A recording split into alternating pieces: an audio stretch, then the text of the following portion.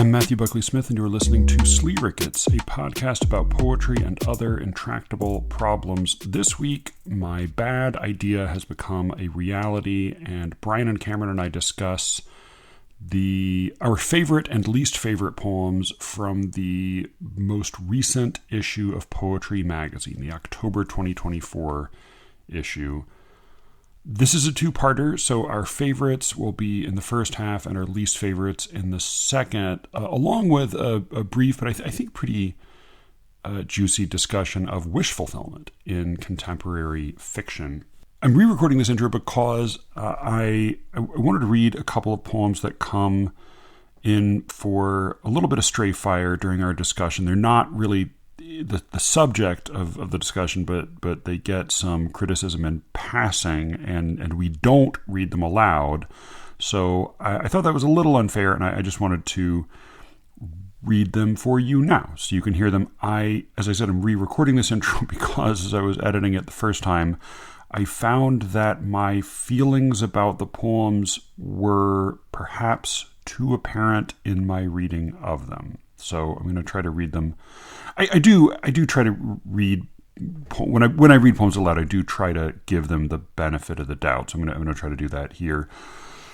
And then I'm going to read one more quick one from the previous issue of Poetry Magazine. In this one, there's sort of two issues in a row had friends of the show in them, which is kind of a cool thing. And the September issue had a couple poems by Maury Creech. The October issue had some poems by Shane McRae.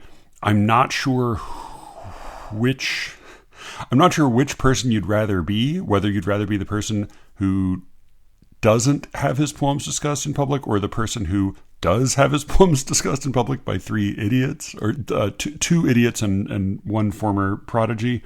Anyway, here to start with is a poem called Real by Ray Armantrout from the October 2024 issue. We do discuss this a little bit as a three-parter, but the parts are very short. 1. We show her Disney films and read her fairy tales. When she asks if magic's real, we say no. Not the kindly teapot with the elephant trunk spout or the squeezable keychain globe. 2. Yet tales grow new heads, which are somehow able to recall where shocks were delivered once upon a time before the bodies were severed. 3. No, men don't fly.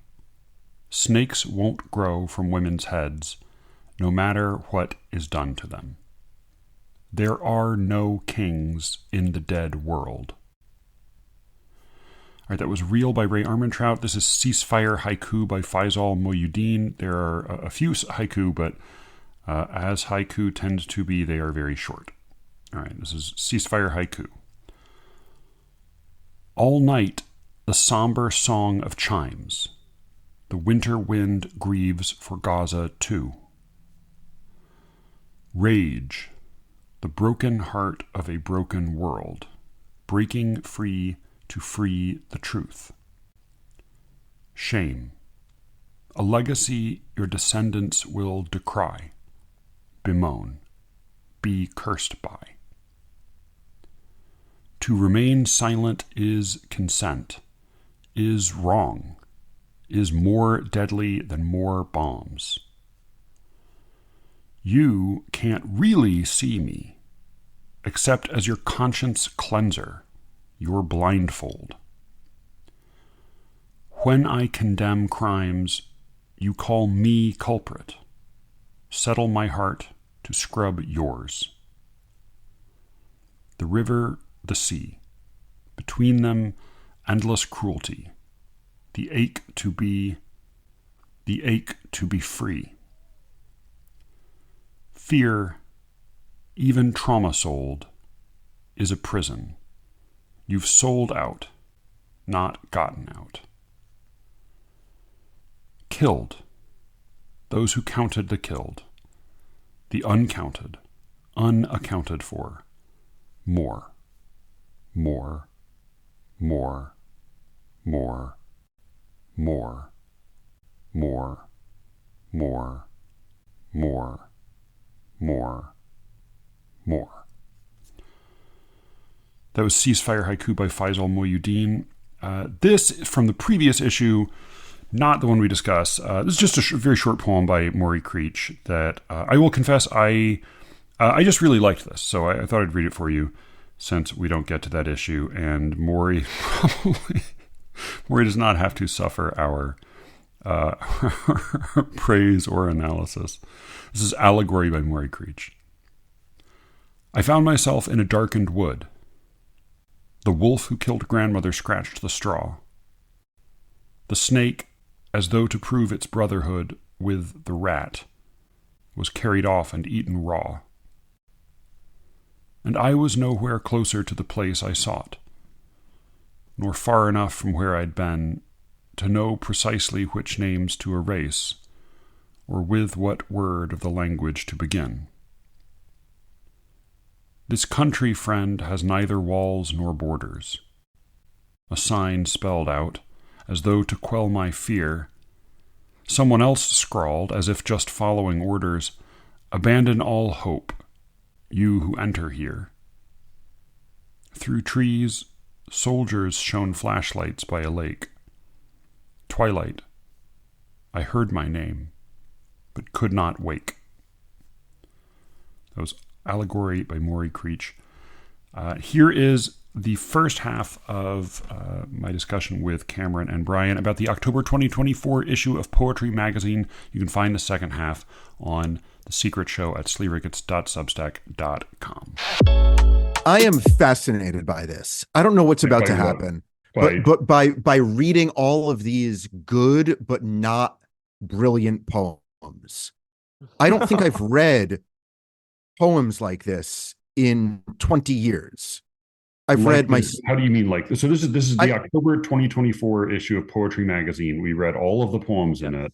And yes. What is like this when you say poems like this? Poems that were neither written by literary geniuses nor written by my students. Oh, yeah. And I was appalled, I think is the best way to say it. I was shocked. I mean that totally seriously. I don't know what I expected, but I expected to read these poems and be, I don't know, touched by some and impressed by others and sort of dismissive of, others still. But I was appalled by these poems, and they were, if my students, my 8th grade students are writing poetry at a 1, and Shakespeare and Dickinson and Mark Strand and whoever I happen to read poetry by once in a while are at a 100, I thought these poems would be at a 50. Yeah. But they're at an 8 or 9. Yes, very true. Very true. Apart from 1, maybe 2. Very true. 1, maybe 2. And I think we'll probably disagree on what those 1 or 2 are. There are a couple that I got a kick out of, but I found myself so disappointed by this work. And then I thought maybe that's not fair, because if you pick up any literary magazine, I think any a short story literary magazine, I think I similarly would be eye-rolly about it. Mm-hmm. But I think less so because I read mediocre novels all the time. Every day I'm reading a novel that is neither the work of my students nor the work of, our finest writers in the history of the English language. But I think with poetry, because I'm accustomed to some sort of, I don't know, manipulation by the 5 best poets I've ever read in my mind. So I keep on reading that it's just a different experience from the poems of my students. And these are just so much more reminiscent to the poems of my students that I didn't know what to do with it. I kept on reading and was just more and more shaken. I found that this was really a terrible experience for me. It's a great big fraud. I think poetry as a poetry is kind of a. I mean, I talked briefly with Cameron about this last night, actually, but I think a not insignificant difference between reading a bunch of mediocre short stories or novels, certainly novels, versus reading a bunch of mediocre poems, is that at least to get a short story or certainly a novel together, there has to be some degree of structural competence. Yeah, You I didn't think have any yeah, talent, but like it's got to at least sort of stand up. Whereas with a poem, it can truly just be bullshit. right. Nearly all of these felt like they were doing shtick to me. Nearly every single one felt like it was impersonating a poem. Like I don't, and I really didn't think that that's what I was going to come in to think. I thought that you two were going to be cynical about this, and I was going to say one after another, what a lovely turn of phrase, what an original thought, what a new way of thinking about life, what a new. But it wasn't. These were, with the exception of a couple, and I think I'm going to disagree with you on what those couple are. I just, it all felt like shit I've read before, but in watered down. I don't know. Cynical, insincere ways. I was truly shocked. Yeah, Yeah, yeah. yeah. We may have to get to like the good and the bad poems because I do wonder how much we're going to disagree at this stage. I will say I totally agree. I was not shocked that expecting to be bored, and I was bored. Maybe my boredom stems slightly less from like a desire for emotional impact than for the fact that it seemed to be that most of these writers had no talent for language use, and that I was just completely bored by the complete inactivity of the substance of their poem. Yeah, I care a lot more about like the unity of the speech and emotional effect than you do. But in a fucking desert, I feel like I'll take some dry pomegranate seeds. Like any trace of linguistic flair becomes like dazzling and exciting, even though that may not be what I Right, chiefly look right. for. Just because it's like, oh God, there's something here. So I'm worried about Shane McRae. So I want to talk about Okay. his work Yeah. first quickly because I know that you admire him and he's a friend of the show Mhm. Right, yes, and and two of his poems are my favorite. So, I'm not surprised. So I okay. figured they would be. So should we for me, I found him to be the most sort of competent, compelling poet of the bunch. I thought the lines written for a 40th birthday was a good joke. Like I'm okay with that. It seems like to have a setup and punchline and some wit to it. We can read that if you want in its totality. I don't understand why he has big spaces in the middle of all his poems in the lines. I don't know what that's about. Is that something I should understand, or is that That came up in an interview he did with Only Poems recently, which I think Cameron, you read. Oh yeah, terrible interview, but yeah, yeah. Yeah, you did not like the For interview, only but poems, not for Shane. But yeah. sorry, not yeah, but it was yeah. So Only Poems interviewed Shane and asked about the spaces in the middle of lines. He did in earlier poems. He would put virgules, which is the technical term for the little the line break slashes in the middle of lines. He doesn't seem to do that much anymore. Mostly, it's just Right. the Well, spaces now. well, Do you in want to early say a poems, word he on that? in early poems he did that to designate the end of Stike. Is that Yeah. is I Like the end of a whatever how to metrical pronounce it? line. Yeah, the end of a metrical line. I think the spaces are just there. I think in early poems he had no grammar whatsoever, and he used space as a kind of grammatical instrument, either at the end between to put pauses between phrases or to put pauses so that one could read a phrase in alternative ways. I think now it's much more just for ambiguity. I will say that the technology I use almost never shows me the spaces in Shane's poems. So that part of his work is almost mostly quite inaccessible to me. Um, so like you can't. I mean, I will say this, but you can't press me because I can't really give you examples. But I think it normally is a kind of instrument for installing ambiguity into the language, or in some sense, for splitting up the language into separate units so that meaning can be stretched or played with. like beyond just the sentence or Yeah, like beyond the the syntax. or the line break, right? Because typically that would be Yes. done just with a line break, but he is playing with an additional tool to create separation or distance. He also will Yes. not use Okay. punctuation and often not capitalize what would be the beginning of a sentence, but capitalize the beginning word of the line so that it often like takes a couple of reads to get a sense of where the actual clauses are supposed to break. And then the And I Although found he is that to be using pleasurable. punctuation a lot more now. I found that to be pleasurable. The game, forgive me, the game of understanding the syntax. I thought that matched the meanings of his poems well, and I thought they sort of made sense to me as like why he would sit down and write these things. But what were your favorite, Cameron, of the three? And Matthew, is it worth reading one? Yeah. I think, yeah. Well, so Lines for 40th Birthday was my favorite of the. It was the first poem I read out of this issue because I recognized his name and I liked the title, so I read it and liked it. And then it ended up being my favorite poem in the issue.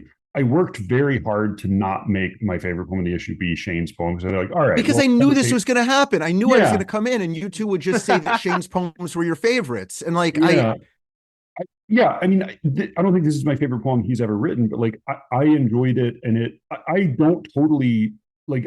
I have a little bit of trouble with like I think I basically get it, but there's a little bit that's unclear, and I don't totally know why it would be unclear. But yeah, I think it's a pretty good joke, and it's pretty well executed, and it's a very short poem, and like there you go. So this is Lines for 40th Birthday. It has two epigraphs, which are really kind of one. This is the last line of September 1st, 1939 by W.H. Auden. Famously, that the original version is, "We must love one another or die." And then he later revised the end to, "We must love one another and die." And so those are the two epigraphs. This is Lines for 40th Birthday. The joke you'll hear, it is the way he puts the lines and words together is a little bit confusing at times. The joke you'll hear today, nope, hear you did it again. You did it again. You did it again. You said he says here twice in the first line. No, you said the joke you will hear. Oh, Jesus Christ. Twice. Okay. Yeah. The joke you hear today, you'll hear again next year, again every birthday after, for the second time you've turned 25, which you would rather die than do again. When Auden saw the lie, or became and, nobody likes it. You must get used to the joke and die. Yeah, which I like. I don't totally get the, like, if this were Lines for a 50th birthday, it would make perfect sense to me that he says, I think the sentence could be broken for the second time you've turned 25, right? 100%. And this was my question about this poem and his poems in general. Is he just fucking with us? Like, is that part of his oeuvre? Like, is it just to fuck with the reader? Because like, if so, okay. But I don't. My instinct, based on a little bit of correspondence with him, is no. Just because he seems like it's not that he's not a funny person, but like he is a deadly serious man and a deeply sincere person. And so my suspicion is like, no, he's not just fucking with us, but then I don't know what is going on in that case. Like, I don't know why it's 25 and not 20, or it's maybe I'm misbreaking the sentence. So I don't know. But then I just want to, and then I'll let you go, Cameron. But this to me is key to the experience I had reading these poems, which is, so if you don't understand it, he is either doing something that's too complicated for you to understand, or that requires you not understanding it to succeed. Why is either one of those acceptable? Okay, before we get to this point, can we just expand a little bit on the fucking? Like, so he's fucking with us because the use of 25 is confusing, given that it's a 40th birthday, or is it he's fucking with us given the spacing and grammatical and syntactical confusion? Or is it? So I think the first question. The latter is ubiquitous. Like, the latter is present in basically all of his poems, right? The syntactical, like the right. But I just want I want to know what Brian. I just want to know how Brian is right. So having fucking with us. Having never confronted a poem of his before, and I was very excited to do so, and I was initially, I don't know, curious about the spacing and the lack of, typical syntax. And then the fact that 40th birthday, I think it would make more sense, as Matthew said, to be 50th, made me think, oh, fucking with us must be part of what he does. So maybe I should read the spaces and the lack of syntax as just another example of this tool in his kit that he's playing with for some reason that I don't fully understand. Okay. Yeah. So I have at least a partial answer to your go on. question, which was, either if I don't understand, then either he's doing something that would require kind of like intelligence or effort beyond what I've offered, or my failing to understand is a feature, not a bug. And my response is like, I think both of those are possibilities. The only thing I can really say for sure in reading a lot of contemporary poetry is that most of the time I get nothing. And some of the time I get something. And here I get a fair amount and a little bit of a question mark. And I think like, well, that's pretty good. Also, like, I am not the best reader of like esoteric poetry or difficult poetry. I don't see this as especially esoteric or difficult, but like I will take, it's sort of like, like it's like attraction in a way. It's like, well, that person's pretty attractive, except for that, which is a little weird, but like, okay, I don't know, fine. I guess, but if we're relying on better, more attentive readers than Matthew Buckley Smith for our poetry, like what are we doing here? But Cameron, you were about to explain it in some way that didn't require it either A, being so difficult that Matthew can't understand, B, the ambiguity being purposeful or the confusion being purposeful, or C, it being a bad poem, right? Like there was some explanation that you were going to provide. Not an explanation, but I will say that like I do think that fucking with us is maybe the wrong approach to take with the poem. In as much as it seems to me that Shane has read a lot of poems that he doesn't understand, and when I've talked to him about not understanding, his response is, if you don't understand a poem, you shouldn't immediately either begin to think that the poem is not for you or that you don't have enough intelligence. You should, in some sense, try and exist with the poem within your lack of understanding, right? So you should continue reading the poem and not make your lack of understanding an obstacle to it, but just a feature of it, right? A kind of obscurity that's built into the poem for the poem's sake. God, I totally I mean, get that in terms of like a rhetorical gambit, Yeah, but I don't as like a human activity, I don't get it at all. I I don't either, to be honest. I mean, well, it's not the first time I've heard that kind of argument, but I just don't really get what I Because am. who would want to spend one's time existing with a poem that one doesn't understand? Like, I don't even putting in all the right, effort. I just Yeah. don't. Who are these but people who are doing that?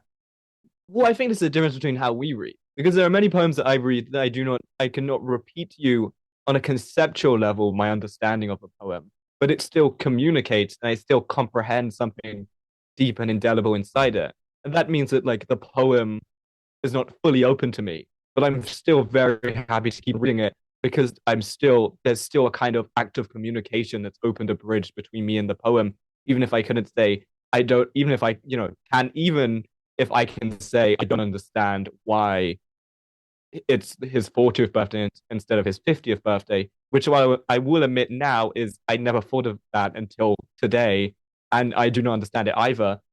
On the other hand, it doesn't particularly inhibit my reading of the poem. In some sense, it adds a kind of mysteriousness to the poem that I find slightly more attractive, that makes me want to read the poem again. I definitely share that experience when it comes to music and visual art. But with language, I think like if the like I want more than mere denotation from language. Like I also want denotation, Well, it's right? necessary, but not sufficient, right? Like Yeah. for me, yes, when there are words, if I work hard enough, I want to be able to understand the words. That Yeah. uh, But this is why I try to allow for the possibility that like I actually am just like a limited reader. Like there are but I just say this again, other if the ways to three read. of us are limited readers, then who is this reader? Like who is less limited? Well, I think like Shane would say that Cameron is reading it correctly and that he is like happily living alongside it without striving to understand it. And like maybe that's a better way to read. It's not a way I find satisfying to read. And I'm not disagreeing, by the way. Like, I got a kick out of this poem. I Yeah. think it was definitely worth my time. If I had spent $1 on it, it would definitely be worth my dollar. Like, the combination of the sort of frustrating 25 times 2 equals more than 40 adds to something, because when you get to the punchline of the poem, um, again, when Auden saw the lie, or became and nobody likes it, you must get used to the joke and die. The transposition of love one another to get used to the joke, I find like exciting and stimulating in some Yeah. way. And it's a fun use of 8 lines. So I'm not being critical of the poem. I'm being skeptical of the concept of Yeah.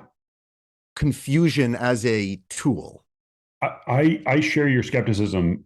Then I will have conversations with Shane and think like this guy's a lot smarter. So then I don't know. But you know, Cameron, you want to was this one of your two, Cameron, or did you like the other two better? Yeah, yeah. This was one of my two. Okay. Yeah, Do I you do want like to it. I mean, do you want to I read will it say one more like a time for us? yeah. If you have Let's another do it thing one to more say? time. Or- Do you want to read it or should we I should read probably it? get to other poems too. Can I say very briefly why I like it? Yeah. Yeah, also on the 50th, 40th birthday front, it may be Ika is now 10 years away from the 50th birthday, and so we can imagine poem as a kind of projection What? of the 40-year-old speaker. So like, Lines written for a 40th birthday? It's yeah, not. so he's 10 What? years. He's 10 years before turning 50, right? You. Maybe, sure.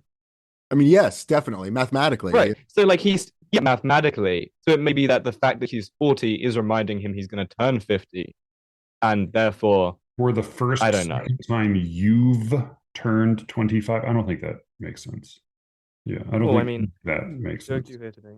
I mean, in a way, like the best reading is just like dumb exaggeration, right? Like, this is your oh guy's my God, favorite I'm poem of 40 the years old. silver poems. That's like It's 40 the is so poem big. we That's like all two read. 25s. I spent like 9 hours reading all these poems, and this is your favorite poem, and you can't Yeah. make sense of it. I just this made me so crazy. Yeah. I understand Yeah, that. I this understand that. was this gave me It more doesn't. pleasure and did more with less than any other poem in this issue by like miles. Like I was like, Oh I'm no. definitely gonna pick a poem other than Shane's because come on, I can't just pick like there were a couple others that I thought had some nice things in them, but like, good God. Sorry, Cameron, do you want to read this one more time and then we can move on?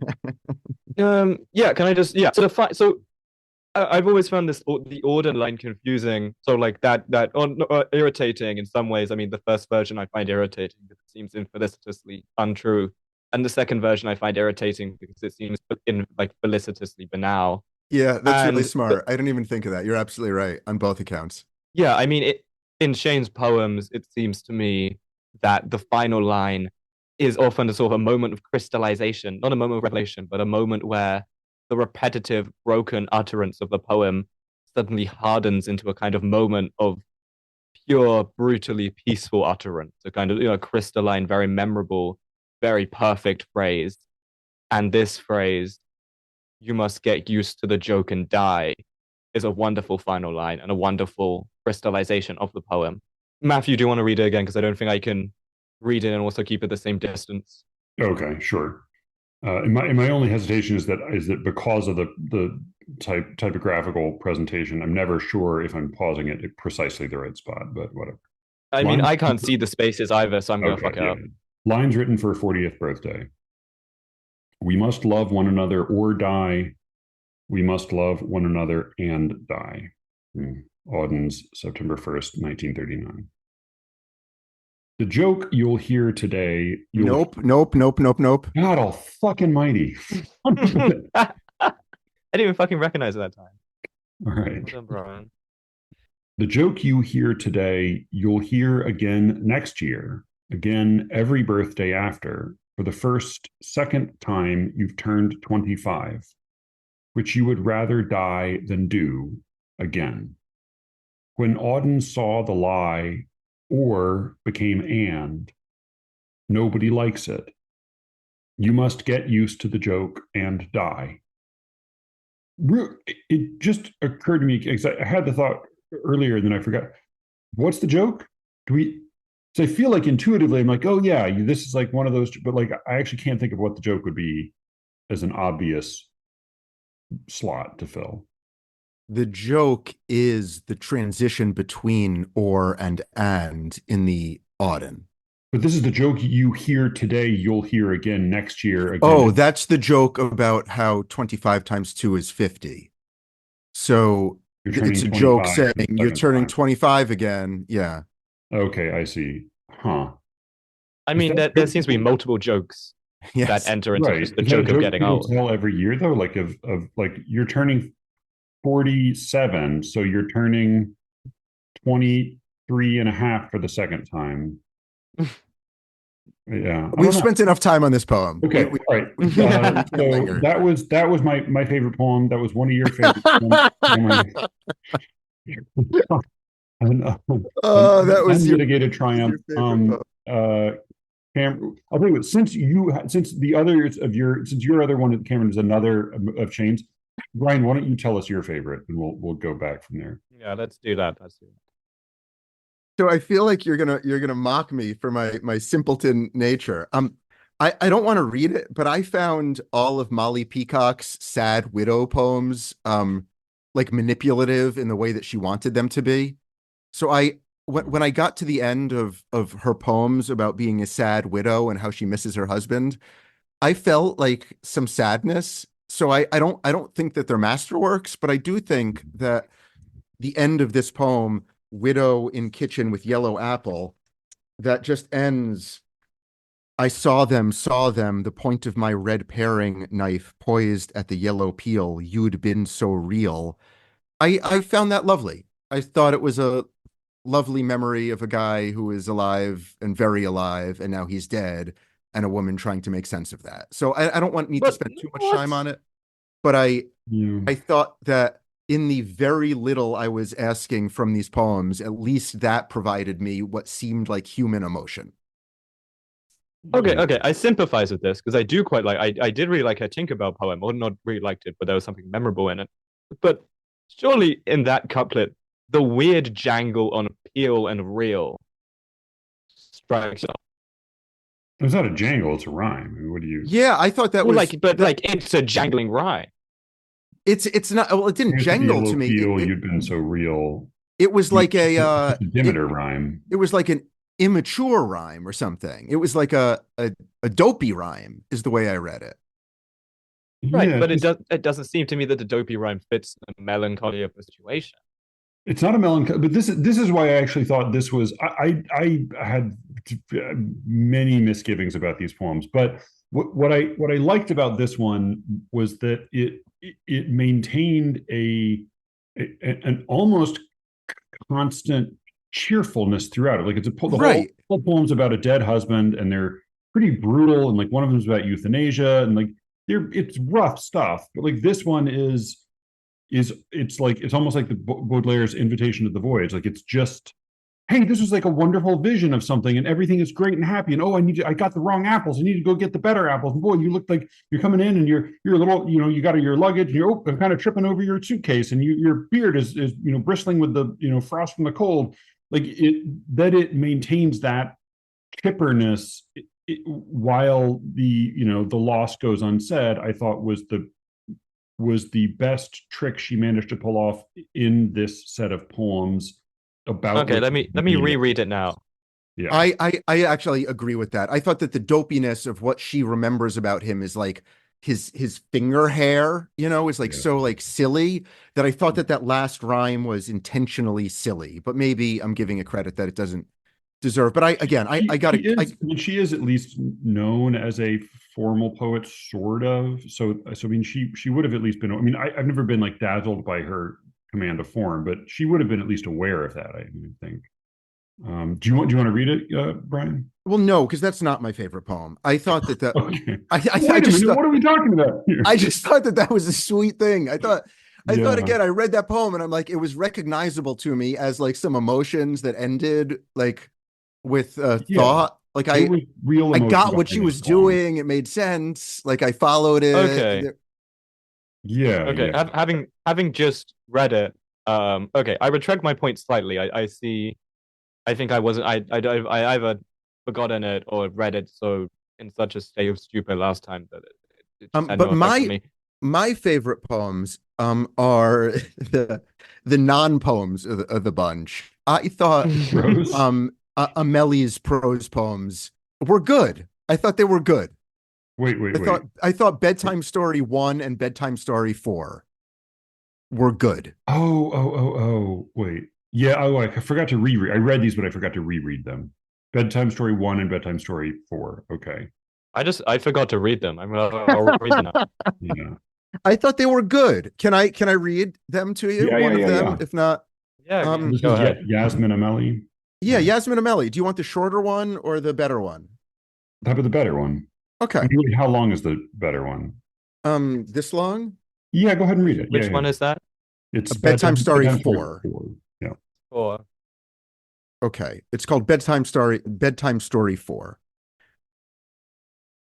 Nanny in the poem is a capital N. That's her title, and that's what she's referred to as by the speaker of the poem. Nanny's husband is dead, and her 6 children are growing. Every morning she readjusts her one fake eye and walks to the textile factory where she works until her fingers shake. What my mama doesn't tell me is that the revolution, even now in the 60s, is arriving like the buzz on a kitchen timer. The poor are very poor, and the rich, well, that's how Nanny becomes Nanny. One day, the factory president offers Nanny a job that pays more. She cooks, she cleans, she moves into my mama's childhood home and tells her stories about the imams before she kisses her goodnight. A child myself at this first telling, I probe underneath the story's plastic wrap, only to jerk back when it recasts my mama as stranger. Every morning, Nanny fixed breakfast, she says. Then she ate on the floor by the door like a dog. She ate from separate bowls and spoons. I probe, and what about the 6 children? The truth is that my mama and her family never saw the revolution coming. Poor Nanny, my mama says. She loved us more. 40 years and a continent apart from the revolution, the character across from me kisses me goodnight. Mm-hmm. yeah, this is pretty good. So I It thought has this was good. yeah. Yeah, go ahead, Cameron. No, I was gonna say it has an infelicitous series of anapasts. Um, she eats on the floor by the door like a dog, which should have been revised. I'm not sure how I feel about only to jerk back when it recasts my mama as stranger, which seems weirdly, I don't know. There's something oddly theoretical in that language that doesn't seem to quite fit the child, but I could be convinced otherwise. Apart from it, I quite like it. It's your poem, Brian, so you go No, on. no, I agree with you. I think the recast the mama as a stranger part is unnecessary and steps on the ending a little bit because at the end the mama becomes the character across from me, which implies that she's no longer the mama, she's a stranger, and that to me was a powerful ending. But just like the fact that so much is packed in here, where the daughter listening to the mother telling a story about a third character, Mama sees herself as the protagonist of the story, and the child, in a sort of coming of age moment, sees the nanny as the protagonist and therefore distance herself from her mother. I thought that was very adroitly done, and that's done in a relatively small space, including a history and an understanding of family, sort of attached to history and country. It just was elegantly rendered. I agree. Underneath the story's plastic wrap feels a little sloppy to me and a little lazy in the way that Cameron, you were pointing out, some of that rhyming seems icky, but in general, I just thought it was a nice punch to the gut in a relatively short amount of time that covers a lot of emotional territory.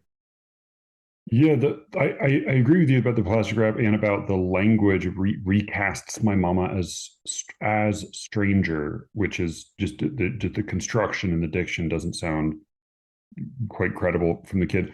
I would go a little bit further though and say that like part of what slightly puts me off about the poem, I mean, I think like it's a pretty well done short story is what it basically is. It's a pretty well done short story with like a that achieves an emotional effect in a short span of time, and that's an accomplishment. Call it a poem, sure, but the thing that I'm slightly put off by is actually it's one thing to say like you hear a story from your parent and like your perspective changes as a result of it, but I think what she seems to be doing here is like taking pains to set herself at a moral remove from her mother. And it just feels to me like a little bit cowardly to like that there's basically like she tells this story in which her mother and her mother's family are kind of morally implicated in this injustice, but she's so careful to protect herself from any implication that it feels to me like she sort of I get shoved out of the story slightly by the awareness that it's important that this poet let me know that she's on the right side of history. Completely agree. And the addition of like a dog to me speaks to exactly what you're talking about, because every morning Nanny fixed breakfast, she said, then she ate on the floor by the door like a dog. We don't need the like a dog. Like that's clear from what we're reading, that it's bad that this woman with the one eye who has 6 kids at home is reading. Even making that a separate, so like on the floor by the door, period, like a dog, period. Like even that's very clumsy. It's clumsy and it's too much. But unlike every other poem I read for today, it had it achieved something to it had an unexpected moment that felt honest and new to me. And I don't think any of the other poems I read did. That's because it was a short story. It wasn't a poem. Yeah, not a poem. It wasn't a poem. Yeah. Well, like I'm not fiction. Yeah, sorry. Go ahead, Cameron. Well, like I'm not particularly interested anymore on like working out what's a poem, what isn't a poem. Sure. I will say that like it has a lyric moment that also hinges on narrative. Like it's not like I've seen things that are much more narrative than this that people have claimed are poems. For sure. Like absolutely. There's a lyric moment to this. But I think it's pretty good apart from I think like your criticism is correct. I do wonder it would probably take a genius who has a kind of masochistic desire to make good art and not a desire to sort of be in the correct political position in our current moment to execute something where they weren't worried about implicating themselves in this kind of story. So like you're correct. It would also take a slightly different moment. Like I think it would like people are primed to read in a way that would make that kind of writing not viable in this form, at least, unfortunately. Right. You'd have to be a genius of not caring also about being successful. It just wouldn't be published. Yeah. Okay, that was your favorite, Brian. All right, Cameron, you want to talk about your favorite back to Shane? Do you want to do our least favorites? Or do we just want to go back to Shane? I will say that 2 or 3 favorites, so we should do those. I mean that's true. I will say that like if I couldn't choose Shane, I would have chosen the Ray Armantrout poem Real, which I think would be a rather good poem if she cut the first 2 sections. I think it would be a rather good poem if she cut everything but the last 2 lines. Yeah, that's. I mean, I don't know. There are some good lines in the 3rd section before those last 2 lines, but I do agree with the general ethos of that. On the 3rd, men don't fly, snakes won't grow from women's heads, no matter what is done. So terrible. That's terrible. That's very bad. I think there are. But you need to be grounded. Sorry. Well, but you need like those 2 lines don't have the same impact without the previous lines. You like those lines. The previous lines just feel so. I mean, like none of this feels fresh or new, or like it just feels very like finger waggy. Like I mean, it feels like I don't know. It just I don't know. Sorry, go ahead. Do you want? I'll tell you what. Tell us what your favorite Shane poem is, and then let's try to make a case for a different poem. Because there I would have Wait, like wait. Can we? Sure. Can I just offer a cut on the? See if this works for you yeah. on, Okay. Yeah, on go go Trout's ahead. poem. Yeah. What if you go right from section 1 to the last 2 lines? So the whole poem is just we show her Disney films and read her fairy tales. When she asks if magic's real, we say no, not the kindly teapot with the elephant trunk spout or the squeezable keychain globe. There are no kings in the dead world. Period. Much better. Yeah, that would be good. That would be quite good. That would be fine. That would be a pretty good, very short poem that you could read once and say like, and that's much more than you can say for most poems. Hmm. Well, I will say that the Dead World made me read twice. Yeah, but then Yeah, I me was too. reading, Me too. did you get more, or did you just read it twice and say like, oh yeah, okay, that's it? No, I mean, I got nothing else apart from the Dead World, which Right. made me sort of reconsider whether the poet was sort of wistfully melancholic for fantasy or extremely angry about the real world. What odds do you think that more than one of us have that any two or three of us share the same worst poem? Because mathematically, it's implausible. It seems unlikely. There are a lot of bad poems There are a lot here. of bad poems. And there's no reason we would choose the same one. But what do you think? So the one thought I have is that I have, and I think I may be the most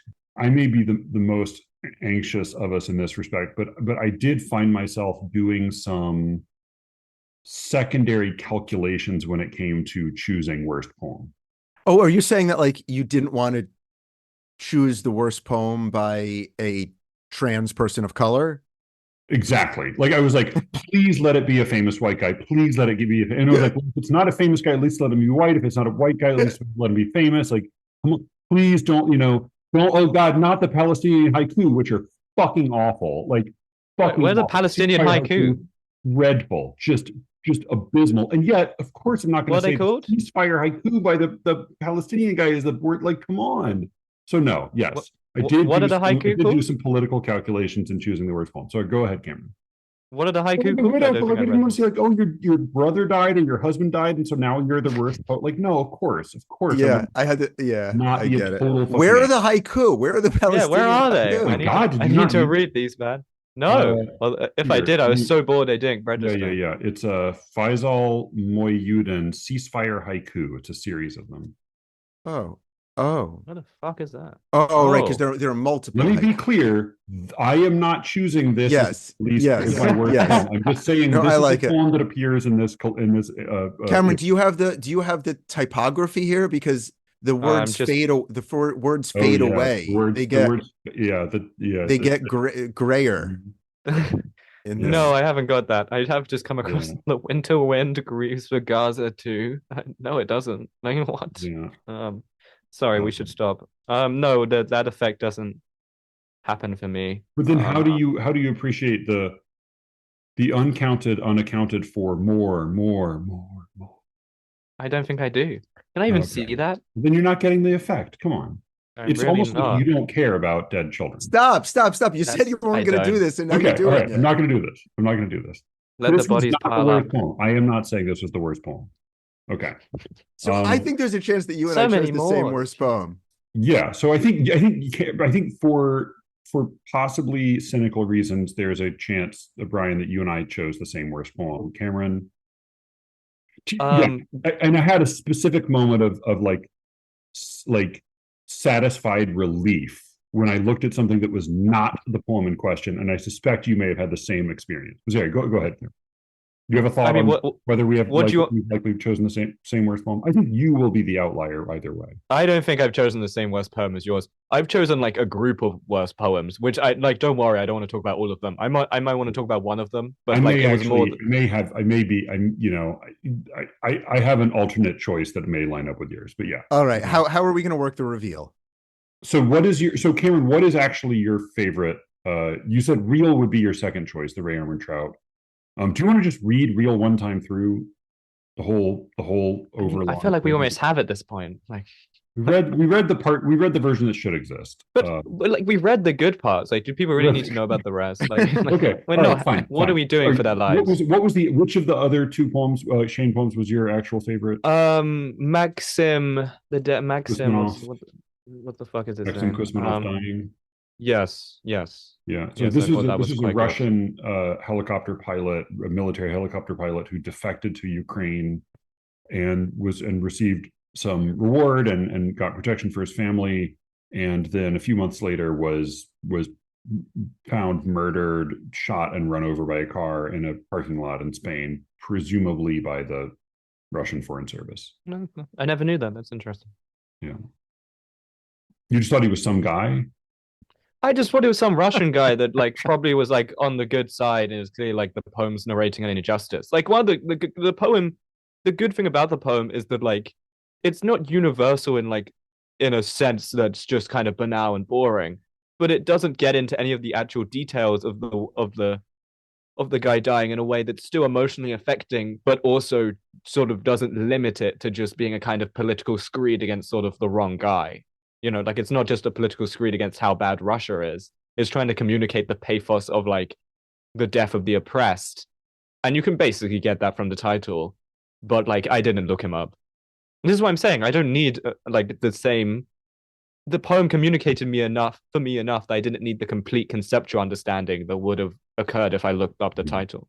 Though, I mean, it may be just because of the notes and the desk and the ink, because there's this sort of metaphor of the guy where it's a little bit of a like a bullet in the brain slash like the secret masterpiece, where I think he's you have to read the poem. Our yeah. listeners don't know this poem. But what I was going to say is like I assumed this was a poet who had died when I saw it, and so then I had to look him up and say like, oh, okay, actually, this is a guy involved in the Ukraine war.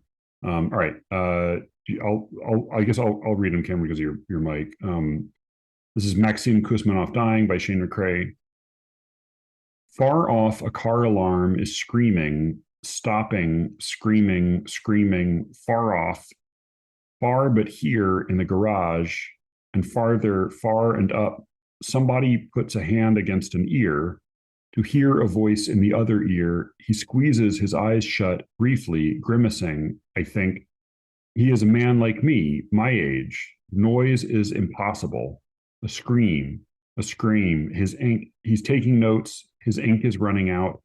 The letters breaking. The man curses, slides open a drawer he had at the first shot, had turned to look.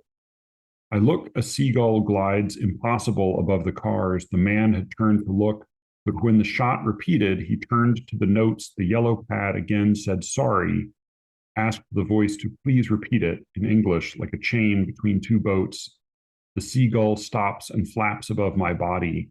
It doesn't dive or rise. It's taking notes too. The man shuts the drawer, sighs. Now I'm ready. That final quatrain is wonderful. Sorry, the final quatrain. Yeah, that's like wonderful final boats, quatrain. the seagull stops and flaps above my body. It doesn't dive or rise. It's taking notes too. The man shuts the drawer, sighs. Now I'm ready. Yeah. And these are, though you might miss them, they are rhyming quatrains. Is this ABAB? No, this is pentameter. Oh. Yeah, ABAB, and they are these are a lot of true rhymes, which is not always the case for Shane. Yeah. So a quick word about what you liked about it. Well, I just want to say that there's something terribly powerful in the pathos of the transition of the final line from the dying narrator with the seagull above their body to the official, possible official who shuts the drawer and says, "Now I'm ready." And the way that life, I mean, I imagine life being kind of filed away in a drawer. I mean, like in a sort of Dickinsonian sense, but also I guess in a totalitarian sense. And there's something very powerful in the way body and ready. I mean, it's a half rhyme, but it has a kind of tonic force to it that sort of mimics, I guess, in the very way that the rhyme is a half rhyme, it's a kind of mimicry of dying. But at the same time, there's a kind of powerful resonant force in it that, I don't know, incubates, I guess, the poet's anger against this kind of injustice, this kind of filing away, even as it imitates the filing away of the life into the drawer and the death. I don't have many coherent thoughts on it. I just have a sort of I appreciate the poem. I like it quite a bit. I don't think I have anything conceptual to say. No, I think that's right. And I think that what adds power, and forgive me if this is obvious, but it's the assassin who's ready at the end, Yeah, yes, right? that's also true. Yeah, yeah, yeah. Which which changes the perspective, and I think in a neat way. Yeah, I didn't see that before. That's good. Yeah. Yeah, no, I see that now. Yeah. Yeah, Yeah, that's a one. Yeah. yeah. This is one where I think because it goes because it has because it's more than two quatrains long. I have a harder and harder time keeping it all straight in my head. So I think like what is very effective here is the mood. And I think I am touched by a lot of the same stuff you were touched by, Cameron. It is a little bit more of like a loose set of jigsaw puzzles that I'm trying to not drop all of it while as I'm holding them in my hands. Uh, if I had like one like second choice, it would be for like a poem. It would be the poem "Rabbits" by Lindsay Turner, because I think it does something similar to this in that it has a very effective tone, even if I have a slightly hard time making much of the whole altogether. But again, like getting anything from a poem is unusual. So like with Shakespeare, like this is like for me, like this is an experience I often have with this poem, which is like the language is crisp and clean and elegant enough, and the mood is affecting, and I can't always follow what's happening, but this is much more enjoyable to read than your average poem, even if I'd come away not totally being able to hold all of it straight in my head. That's a lot of what there is to like.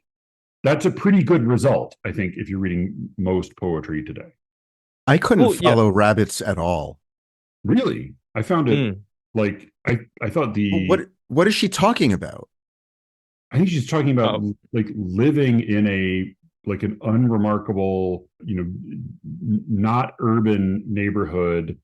I mean, to me, what is expressed is not so much a mood as a tone toward this setting where she is cynical, but also slightly aware of the limitations and the self indulgence of her own cynicism. I mean, Wait, to I'm me, sorry. living in a neighborhood where I live, like This is overrun literally rabbits and about pots of rabbits. beer. Pardon? This is literally about rabbits. I think the rabbits are at the in the beginning. poem, and then she uses the rabbits later as a metaphor. For what? Sorry, as a simile. In my sleep I scatter like rabbits after all the wants I want. Right.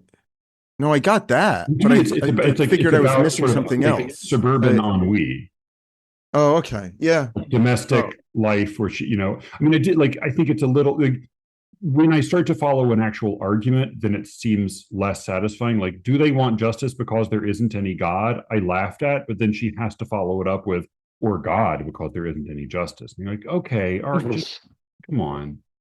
But yeah, Oh overall, like dear. she achieves like a pretty affecting and convincing tone in kind of gazing at this subject, but like it doesn't necessarily.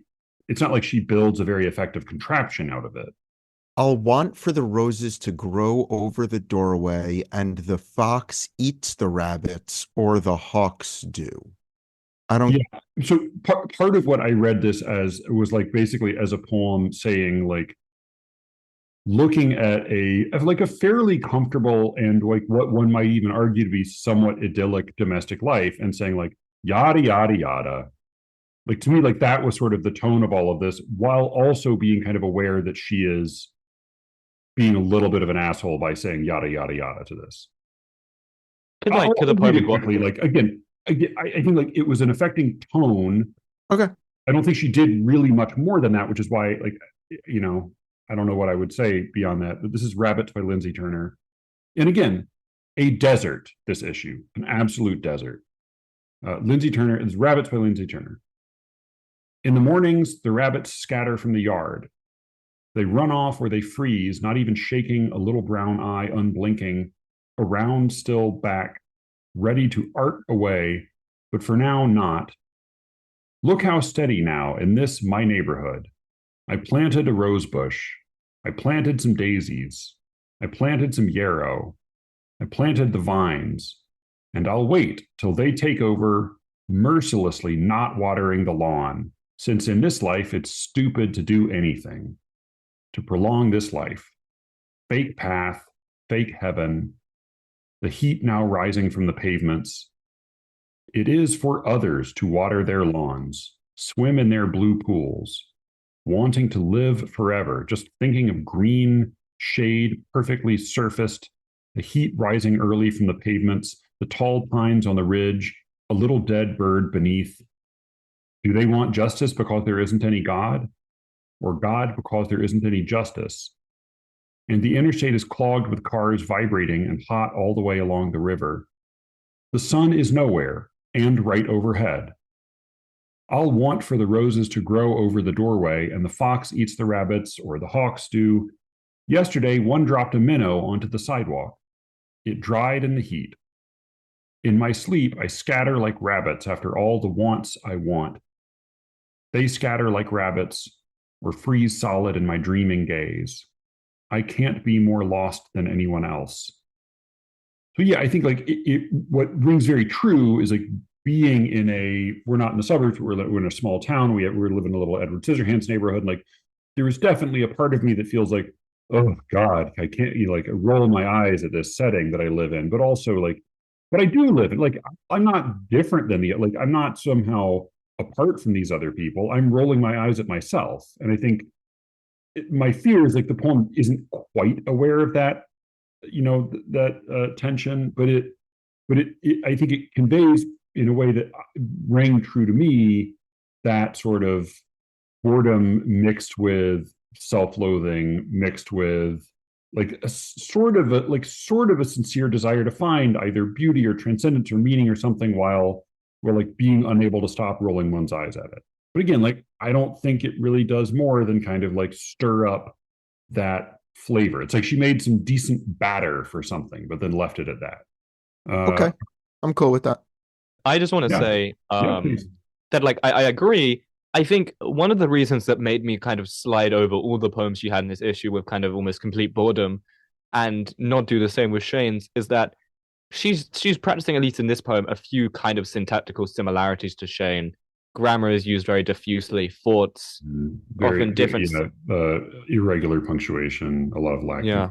No line ending punctuation whatsoever. Thought syntactic units are in jammed together. The difference is, in my opinion, is that Shane makes structures to house and press his concepts up against themselves. So in the final, in that poem I just talked of, the rhyme of is it it's ready and body and ready, is it? Yes.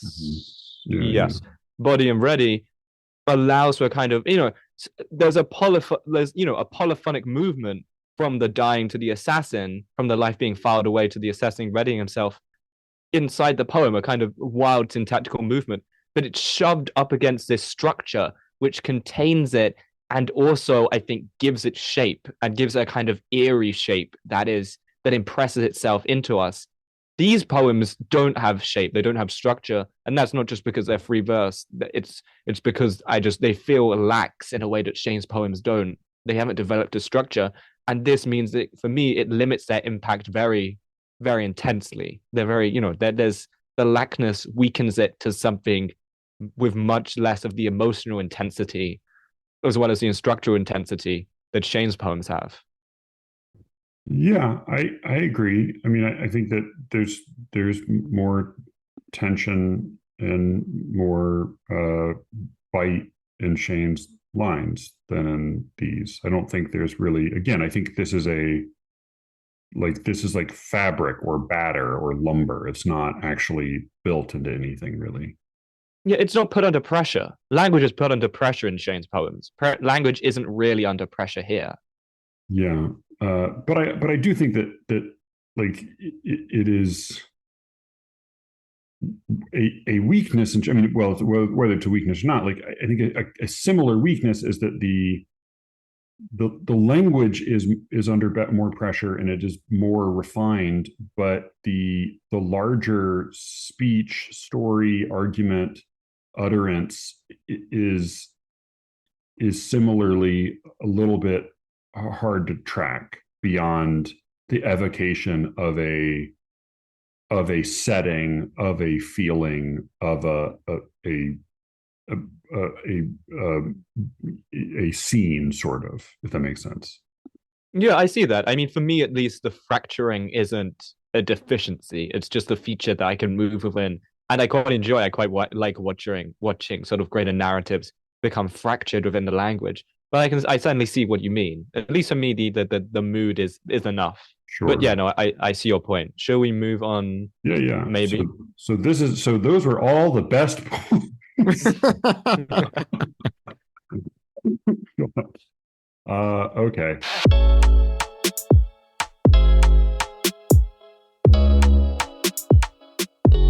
That was the first half of my conversation with Cameron and Brian about the October 2024 issue of Poetry Magazine. The second half is up on the Secret Show at SLEERICKETS.substack.com, along with the very beginning of that recording is 15 minutes from before we got into the issue, when we talked about fiction a little bit, but I think it was a pretty good, if brief, discussion. So I included that, and then the end of our conversation about this issue. Again, apologies all around, but I enjoyed this experiment, and it might be interesting to do some different versions of it in the future. But this was fun, if predictably a little bit of a shit show. So thanks to Cameron and Brian for giving it a try, and we'll see what we do with it in the future. Thanks to you all for listening. You can reach me, as always, at sleerickets@gmail.com, and with any luck, I will be speaking to you again very soon. Until then.